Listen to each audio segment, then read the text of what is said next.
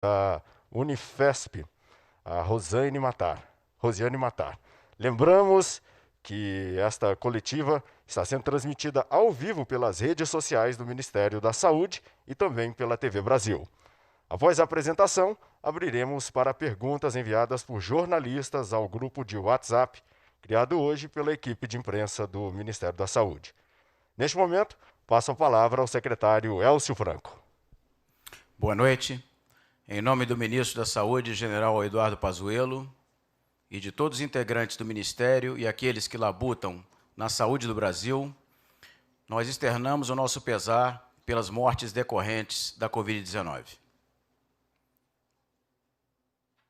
Por favor, próximo slide. Vamos informar agora casos de síndrome respiratória aguda grave em gestantes, um total de 6.056, e das acometidas de Covid-19, 2.718.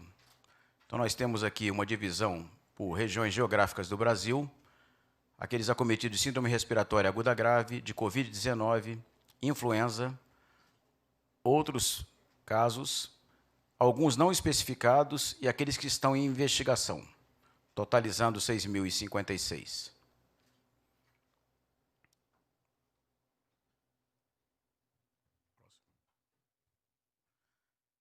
Óbitos por síndrome respiratória aguda grave. De um total de 221, 155 foram decorrentes de Covid-19. Então, nós verificamos também aqueles que foram acometidos de influenza, outros não especificados em investigação. Puérperas, casos de síndrome respiratória aguda grave. Um total de 1.835 casos, e de Covid-19, desse total, foram 713 infectadas por Covid.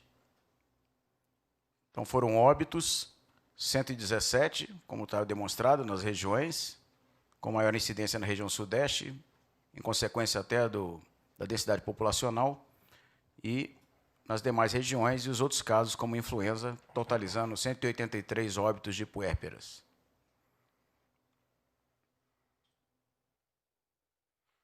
Com os senhores, o doutor Rafael, da Secretaria de Atenção Primária à Saúde.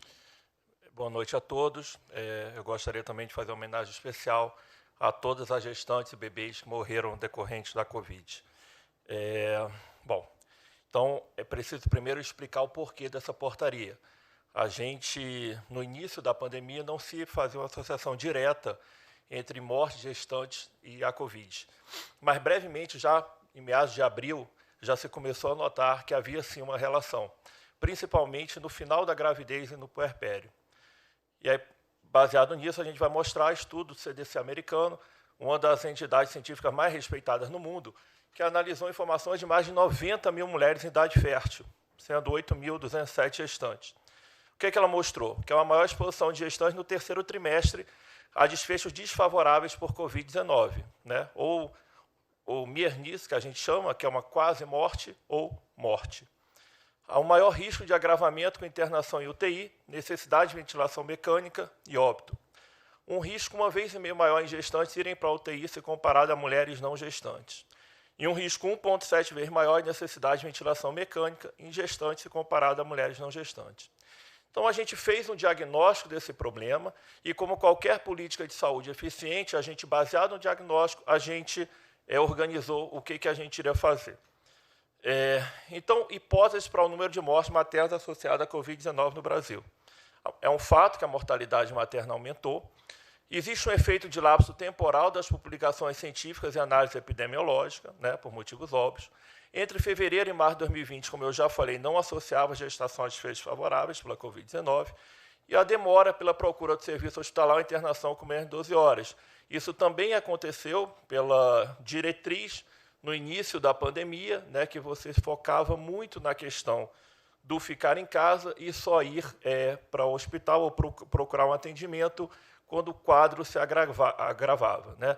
Isso pode, sim, ter provocado algumas mortes que a gente está tentando corrigir na atual diretriz.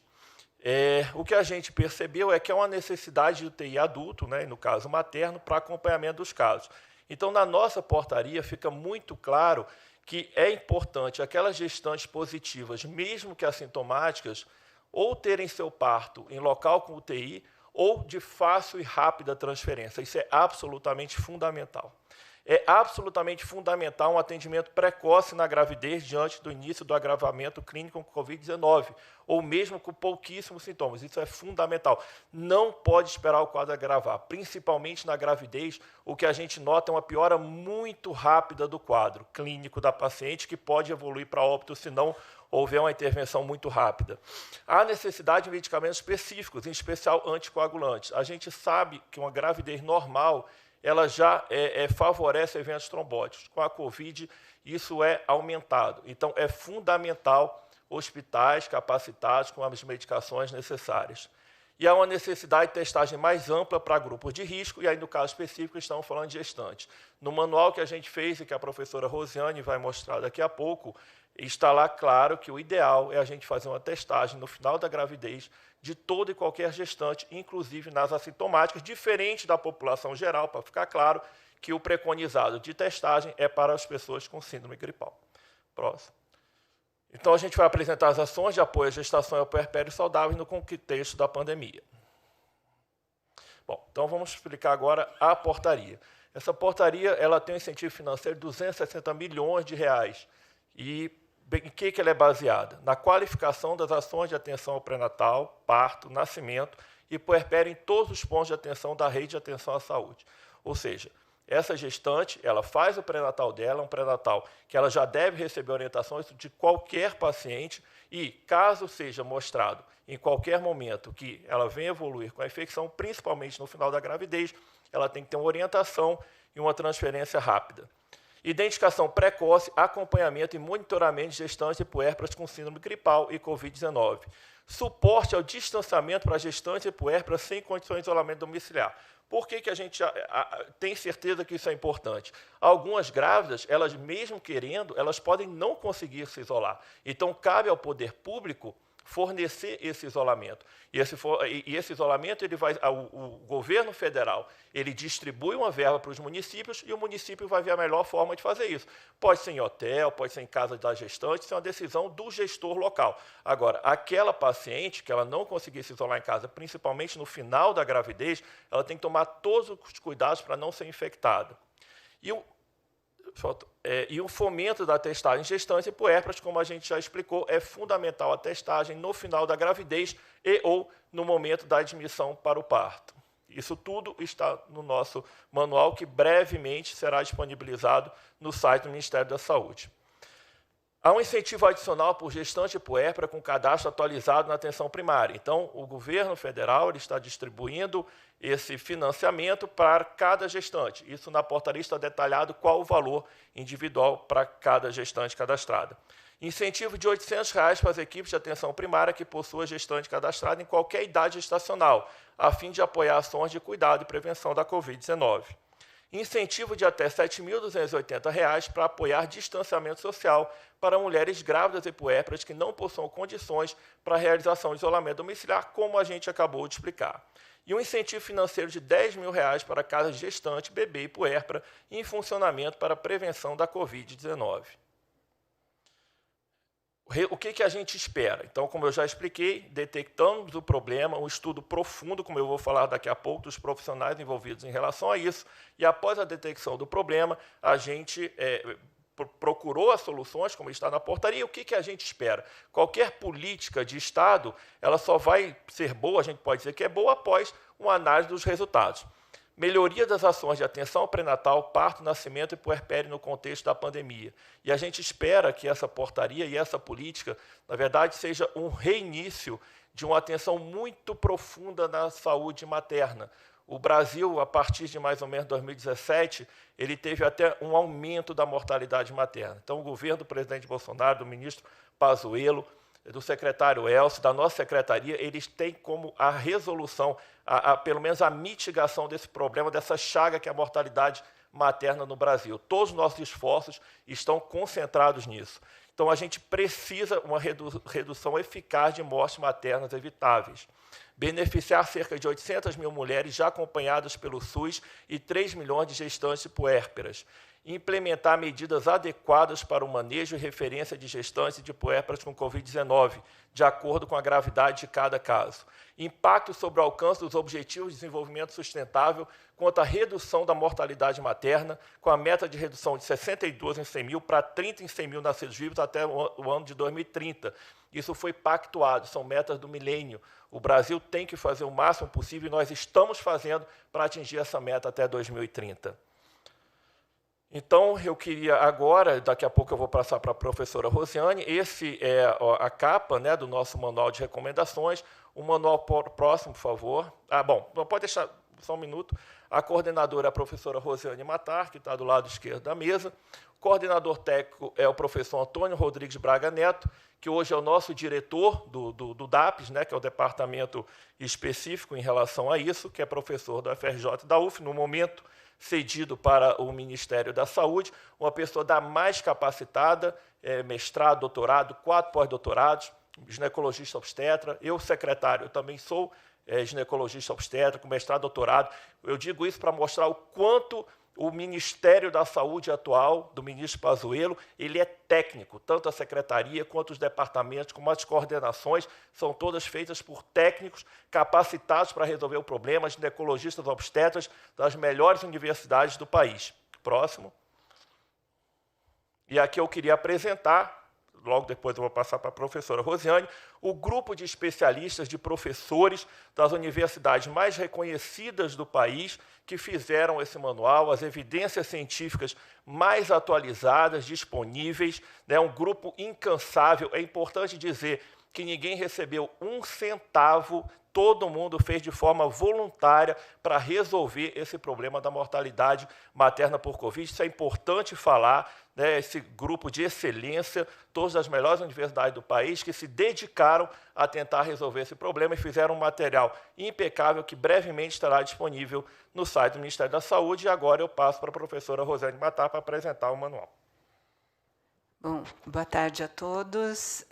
Realmente, quando eu fui contactada pelo diretor do DAPS, o professor Antônio Rodrigues Braga Neto, ele pediu para eu coordenar esse grupo de trabalho que visa a redução da morte materna por Covid no Brasil.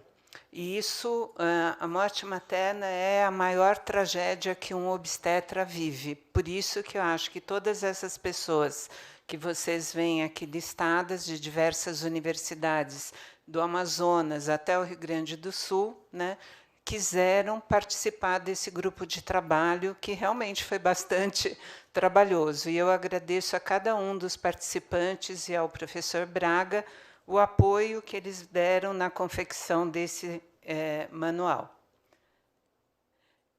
Os objetivos desse manual foram estabelecer um conhecimento sobre a doença, porque ela é bastante polimorfa, as formas de transmissão, né, para constituir diretrizes que permitissem a profilaxia, né, a prevenção em pacientes obstétricas, tanto seja na gestação ou depois do parto, porque realmente elas são um grupo de risco muito importante e a gente sempre vai estar lidando com 2 seres e uma família, a mãe, a criança e aquela família, né? E também a preocupação com os profissionais de saúde que atendem esta dupla, né? Mostrar formas de diagnóstico dessa doença, né, nas diferentes fases que ela cursa, e qual o tratamento mais apropriado em cada uma dessas fases. E alertar, né, sobre o risco maior de morbidade materna e perinatal decorrente dessa doença, diagnosticando oportunamente e evitando, por fim, a mortalidade materna e perinatal nesse país que é tão heterogêneo e de longas distâncias, o que acaba tornando muito difícil a gente trabalhar, né? Então, a gente confeccionou esse manual com vários itens, né? Então, foi tratando de cada um deles, como apareceu essa doença, quais são as formas de transmissão, prevenção e tratamento, as instruções para o uso adequado dos equipamentos de proteção individual, as orientações clínicas, quais são os sintomas da doença, os critérios de gravidade, o que é muito importante para a gente referenciar e contrarreferenciar, qual é a morbidade obstétrica e perinatal, como se faz o diagnóstico e em qual momento se usa qual dos exames, quais são os tipos, né, desses exames, os fluxos de atendimento nas diversas áreas que a gente pode atuar e o manejo obstétrico, né, em cada um desses momentos. Então, como eu já tinha falado, a razão para escrever o manual é essa, né? Então, eu acho que todos nós temos como lembrança um caso de morte materna na nossa vida, que para nós é a maior tragédia. Se para nós é, para a família é mais ainda. Então, quando é apresentado um número como o que foi apresentado aqui de mortes maternas, que aumentou tanto pelo Covid, sejam as gestantes, sejam as puérperas, isso acaba sensibilizando muito a gente. A gente, lógico, lamenta todos os casos que aconteceram. E o motivo do manual é realmente que a gestante e a puérpera são pacientes com alto risco, né, frente ao Covid, e um risco de morbidade, de near-miss e de mortalidade materna, né? Então, os principais pontos desse manual são o rastreio universal. Então, como já foi dito aqui nessa coletiva, o manual orienta que toda paciente que vai fazer um procedimento clínico ou cirúrgico durante a gravidez deve fazer, e se for eletivo, o RT-PCR, para observar se ela é portadora do Covid ou não. E quando o lugar, ela mora longe, o lugar não tem condições técnicas, a ideia é fazer com 37, 38 semanas de gestação, e em localidades onde a gente não vai poder ter o resultado do PCR, a gente está pensando, está propondo a realização do teste rápido. O teste rápido, que é um teste sorológico, já tem alguns aprovação pela Anvisa, e alguns a gente pode atuar procurando antígeno ou anticorpo, né?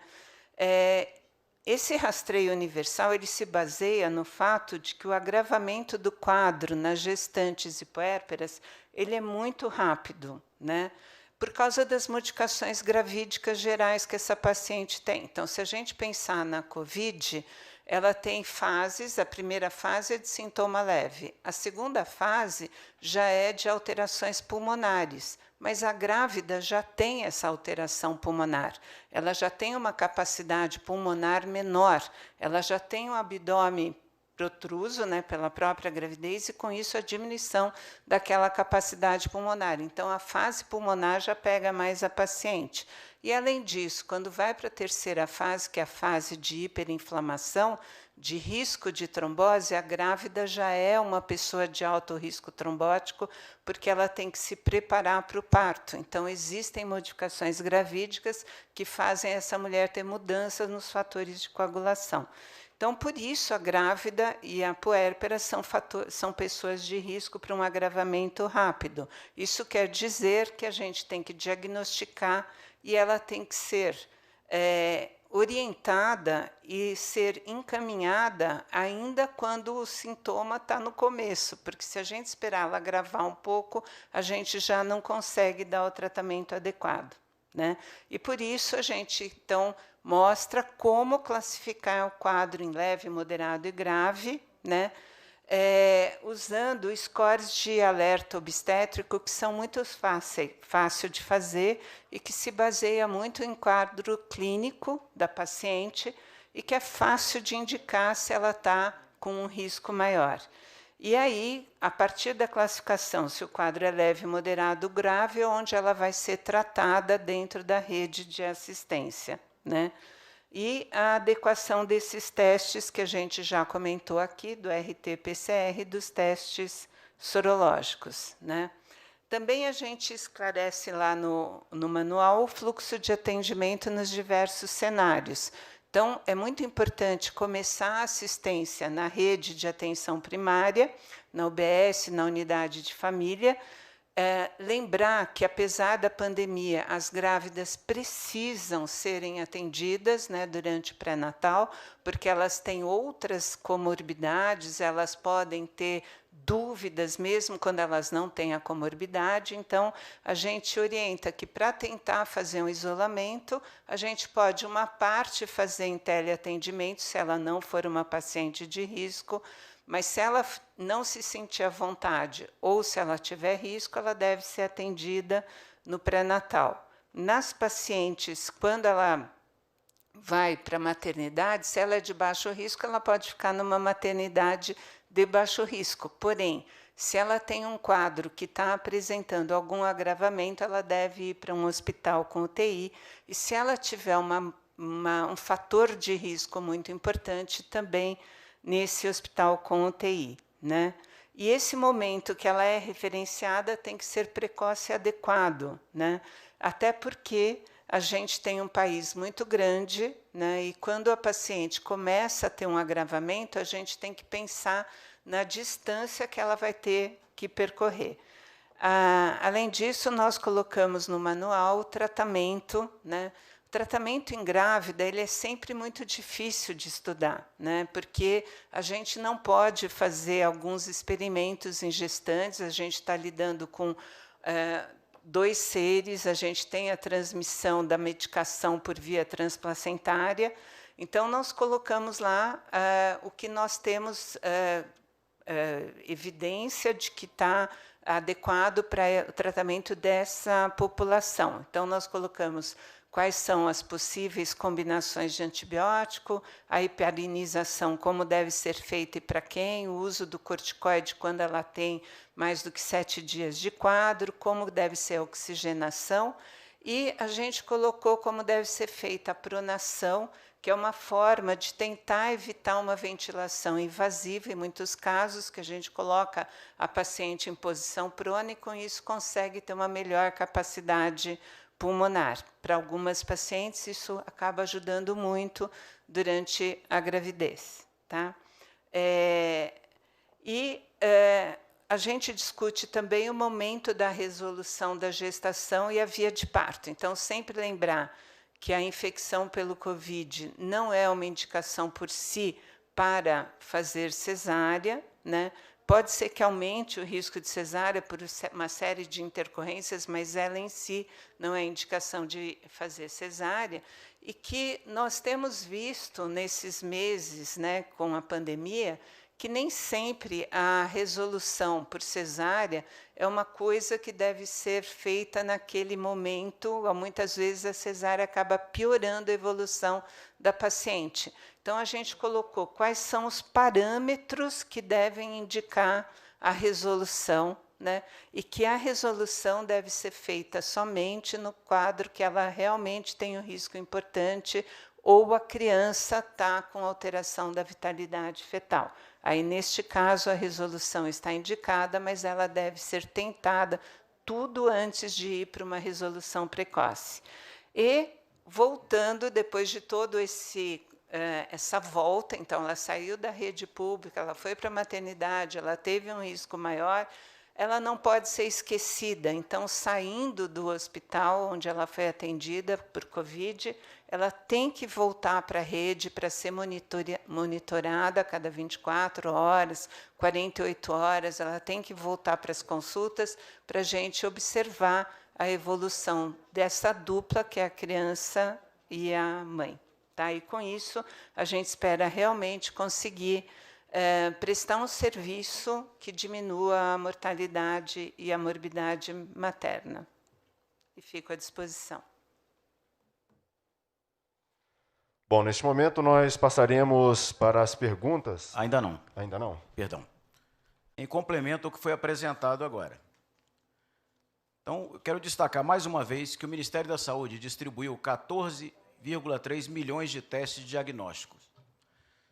E já foram realizados até o momento 11 milhões de testes no Brasil. Então, nós destacamos mais uma vez que já foram distribuídos 6.353.444 testes RT-PCR. E foram realizados até o momento cerca de 4.800.000 testes, destacando que dos 6.350.000 testes distribuídos para a rede pública, foram realizados apenas 2.650.000. Nós queremos, com isso, demonstrar que é possível, que nós temos uma margem de segurança, que nós temos material distribuído, que nós temos capacidade de os laboratórios centrais dos estados realizarem os testes, e caso chegue no limite da capacidade de produção dos laboratórios, da capacidade diária, nós temos também as plataformas da Fiocruz e do DASA, em Fortaleza, em Curitiba, no Rio de Janeiro e em São Paulo, com a logística oferecida pelo Ministério da Saúde para podermos processar esses testes, de maneira que, caso o médico recomende, indique a realização do teste pela gestante ou por qualquer outro paciente, esse teste seja realizado em tempo adequado para que seja realizado o diagnóstico. Com relação ao teste rápido, da mesma forma, foram distribuídos pelo Ministério da Saúde cerca de 8 milhões de testes. Se nós computarmos todos os realizados no Brasil, os que foram notificados, foram cerca de 6,5 milhões de testes. E no serviço público, apenas 3.368.000. Isso quer dizer que, mesmo aqueles considerados, os 1.831.371, que nós não temos a identificação do estabelecimento de saúde que realizou o teste do laboratório, nós ainda temos uma margem de segurança que pode ser feito o teste rápido, como foi colocado como uma opção pela doutora Rosiane ao apresentar o diagnóstico. Então, nós temos uma estrutura que possibilita que, caso o médico indique a realização de teste, prescreva o teste para o paciente, e a pessoa correta para prescrever o teste é o médico que vai verificar a melhor situação. Lembrando também que respeitamos a autonomia do médico e que ele pode também fazer esse diagnóstico, seja pela associação, pelo exame físico e anamnese, pela associação com diagnóstico de imagens, pela investigação, pelo exame clínico e a investigação epidemiológica e pelo exame laboratorial, que são esses testes que foram citados. Por favor, agora prossiga. Então vamos com as perguntas enviadas pelos jornalistas. É a Carla Bride, da CNN Brasil. Ela faz a seguinte pergunta. Uma portaria publicada hoje estabelece que autoridades policiais sejam comunicadas sobre abortos em casos de estupro. A medida não seria uma maneira de intimidação das vítimas de estupro, inviabilizando que as mulheres e meninas solicitem o aborto legal previsto para esses casos? A interrupção da gravidez, ela tem o seu marco legal. O Poder Legislativo já deliberou sobre isso. A portaria, ela vem simplesmente para adequar uma normativa do SUS a uma legislação existente. E o objetivo principal do legislador, quando optou por essa situação, foi proteger a integridade da mulher, proteger essa gestante. Então, sim, aquele que violentou a mulher deve ser denunciado e as mulheres não devem se acovardar caso isso ocorra. Se quiser complementar, por favor, doutor Rafael, doutora Rosiane, fique à vontade. Bom, é importante dizer que, na verdade, a portaria de 2005 ela estava desatualizada em relação à legislação atual. Em 20 de setembro de 2018, a lei mudou. Antigamente, até 2018, o estupro dependia do desejo da mulher. A partir dessa data, não. Qualquer profissional que saiba disso é obrigado a notificar. Isso é importante para a gente não só proteger aquela mulher, muitas vezes crianças com estupros continuados que passam por sistemas de saúde e os profissionais não denunciam. Então, é fundamental a denúncia para proteger aquela criança, aquela mulher e também a sociedade, porque geralmente o estuprador ele não fica só em uma vítima, ele vai para outras. Então, é fundamental. O Ministério da Saúde está adequando a legislação atual e não pode se furtar em proteger a sociedade, crianças, mulheres e quaisquer pessoas estupradas. Na verdade, eu estou aqui como uma coordenadora de um grupo de trabalho, né? Então, todos os temas que eu trouxe aqui do manual do Covid foram exaustivamente discutidos em reuniões e as pessoas escreviam, eu escrevia, a gente lia, mandava para todo mundo, voltava. E quando eu falo hoje aqui, eu tenho certeza absoluta que eu só estou representando o que este grupo de 15 professores, né, mais o Braga, o diretor do DAPES, pensam. Para eu falar sobre essa questão, eu poderia dar a minha opinião, mas eu não poderia representar o grupo, porque isso não foi discutido entre nós. Então, se o senhor me permitir, eu vou me abster de qualquer comentário nesse momento, né? Porque... Ok. Próxima pergunta é da Marcela Fernandes, do HuffPost Brasil. Em junho, o Ministério exonerou os servidores que elaboraram norma com o objetivo de assegurar o funcionamento dos serviços de saúde sexual e reprodutiva durante a pandemia. Essa decisão não contribuiu para piorar o acesso das mulheres aos serviços de saúde? Cabe destacar que ninguém é insubstituível, nem no serviço público, nem na iniciativa privada. Se o fossem, as pessoas não teriam direito a férias, 30 dias de férias a cada ano de trabalho. O fato de um servidor ter sido exonerado, particularmente se ele já era concursado, não o impede de continuar trabalhando. As políticas públicas de saúde, elas continuam sendo mantidas, havendo troca ou não. O país não perde o seu rumo quando troca um presidente da República, o Ministério não perde o seu rumo quando troca o seu ministro.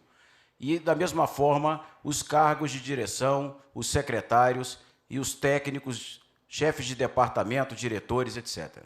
Então, de forma alguma, houve prejuízo na assistência e na execução das políticas públicas, seja para pacientes gestantes ou não.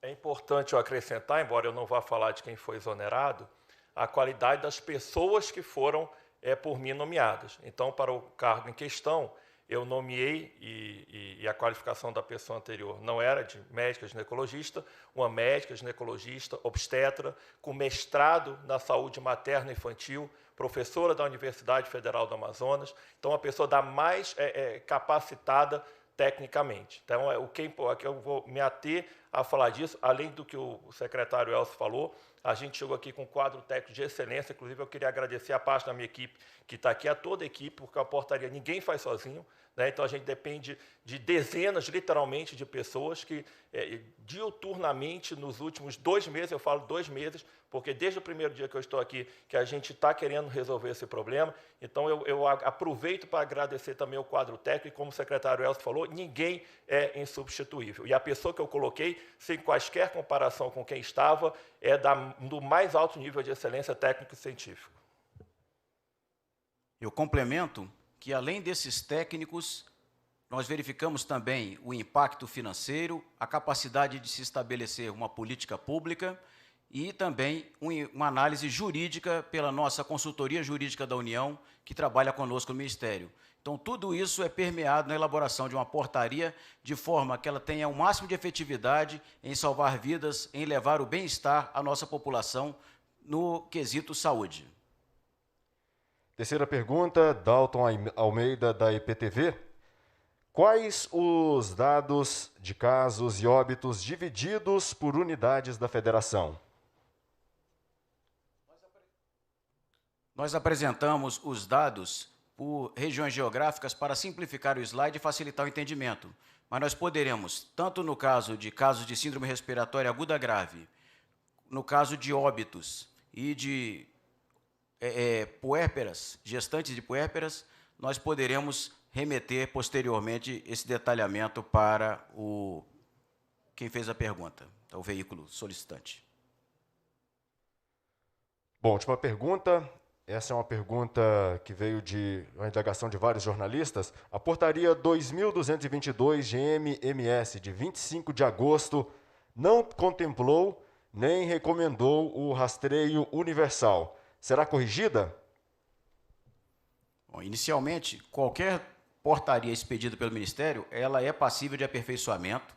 Nós estamos trabalhando sempre com as secretarias estaduais e municipais de saúde, que operacionalizam o sistema de saúde, pública no Brasil, então é uma gestão tripartite. Nós ouvimos CONAS, CONASEMES, as secretarias estaduais e municipais, e também ouvimos a própria Agência Nacional de Saúde, a rede privada, conversamos com o Conselho Federal de Medicina e com vários outros órgãos para poder estabelecer e implementar as políticas de saúde. Então, portarias podem ser atualizadas, aperfeiçoadas ou revogadas, se for necessário.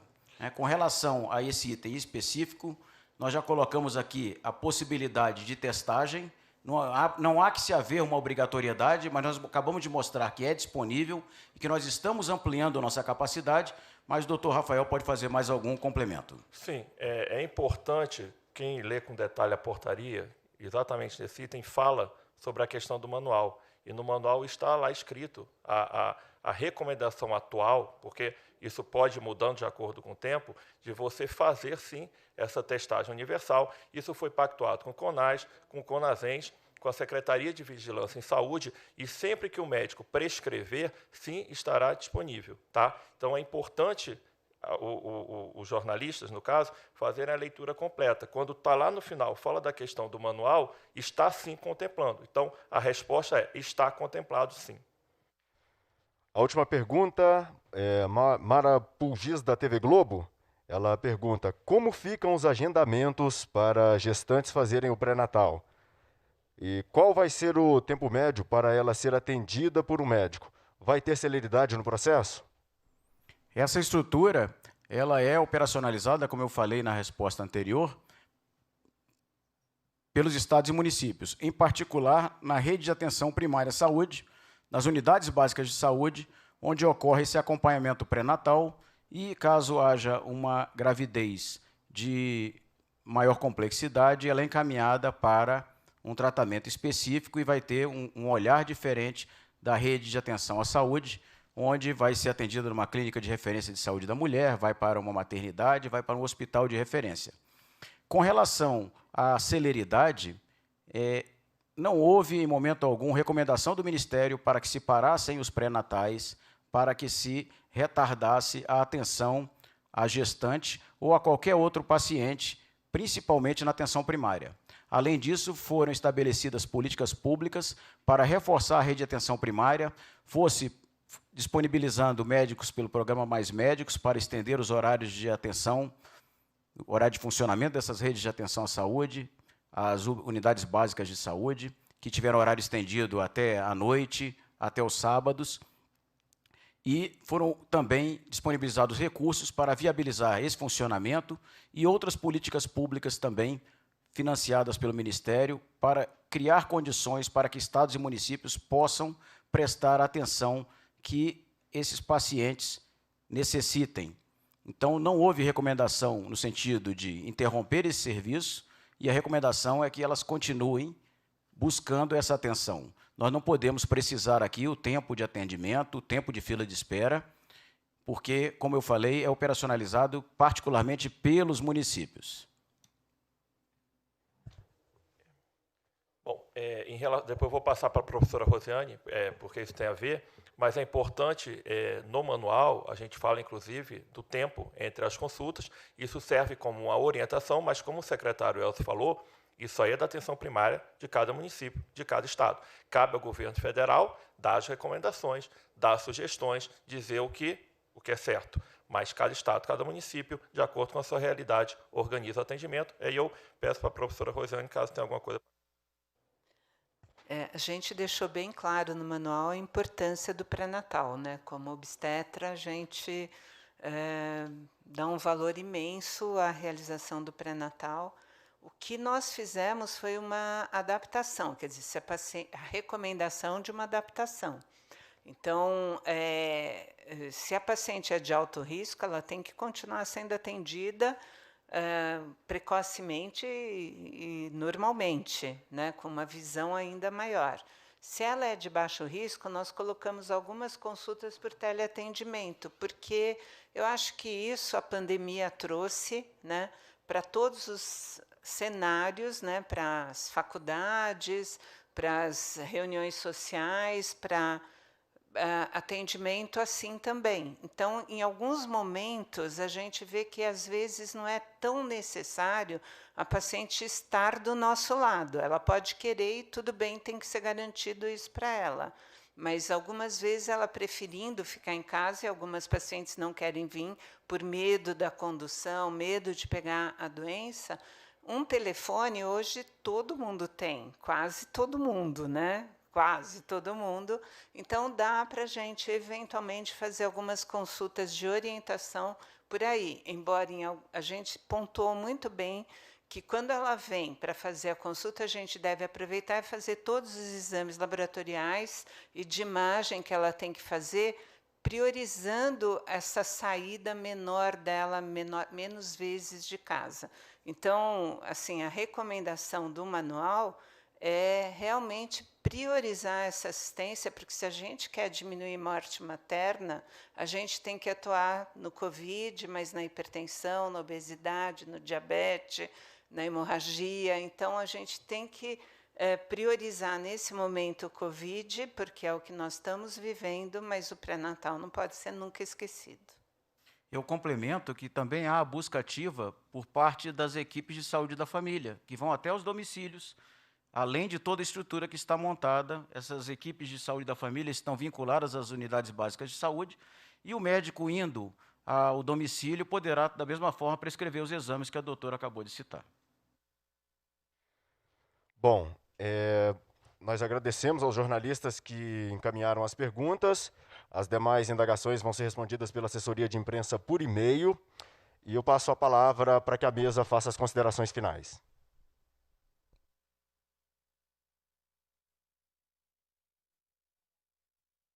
Minhas palavras são de agradecimento a esse grupo de trabalho que colaborou com a gente, realmente sem nenhum ganho monetário, ao professor Braga e ao professor Rafael pela oportunidade de representar a minha escola, que é a Escola Paulista de Medicina, Universidade Federal de São Paulo, trabalhando pelo que a gente gosta, porque eu sempre digo que médico é aquela pessoa que gosta de gente, né? Se eu não gostasse de gente, eu não seria médica. Se eu não gostasse de aluno, eu não seria docente. Se eu não gostasse de ensinar, também não seria. Então, eu acho que a oportunidade de fazer o manual visando uma capacitação dos profissionais de saúde, uma redução da morte materna, foi uma oportunidade que eu agradeço muito, embora eu tenha trabalhado muito.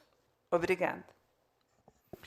Em nome do ministro da Saúde, Jean Pazuello, de toda a equipe de técnicos do Ministério da Saúde, nós queremos agradecer à doutora Rosiane Matar, que liderou essa equipe no trabalho, agradecer a todos os integrantes da equipe, que emprestaram seu tempo, seu conhecimento, sua expertise, para poder elaborar esse manual, que com certeza será de grande valia para os profissionais de saúde que estão atuando na ponta da linha em cada município, cada um dos 5.570 municípios do nosso país. E também nos estados, nas estruturas hospitalares, nas redes de atenção à saúde de estados também.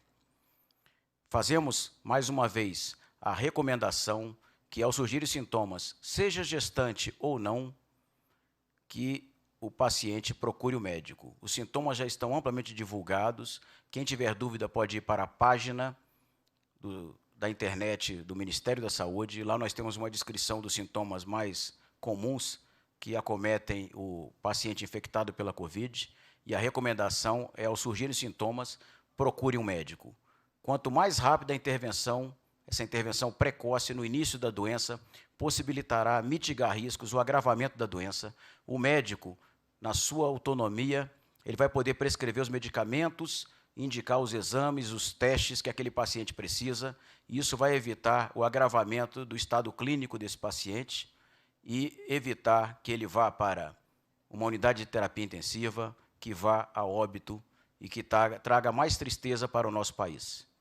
Por isso, nesse momento, em homenagem aos profissionais de saúde, nós parabenizamos todos aqueles que estão na linha de frente, se expondo ao risco para salvar vidas, para salvar brasileiros nos hospitais, nas unidades básicas de saúde, nas unidades de pronto atendimento, nas aldeias indígenas se expondo ao risco, enfrentando essa doença e salvando vidas. Nosso preito de homenagem a todos os profissionais de saúde. Uma boa noite a todos. A coletiva está encerrada. Desejamos a todos uma boa noite. Tá aí, nós acompanhamos ao vivo a coletiva do Ministério da Saúde com informações sobre o enfrentamento ao coronavírus no país. Continue agora com a programação da TV Brasil. Logo mais tem Repórter Brasil. Uma boa noite, um ótimo fim de semana.